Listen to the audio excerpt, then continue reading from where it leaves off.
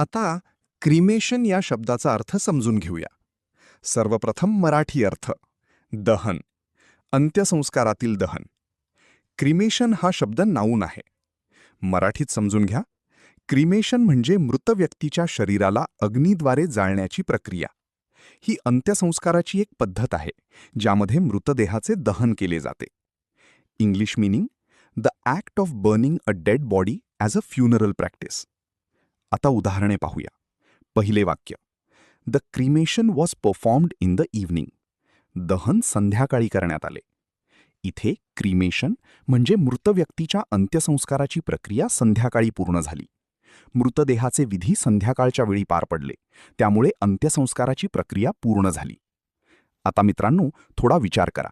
Video थांबवा आणि खालील प्रश्नाचे उत्तर कॉमेंटमध्ये लिहा. दहन means A. Burial, B. Cremation, C.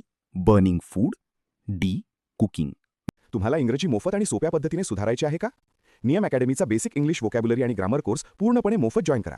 आत्ताच हा नंबर नियम अकॅडमी इंग्लिश नावाने सेव्ह करा. 9270275060.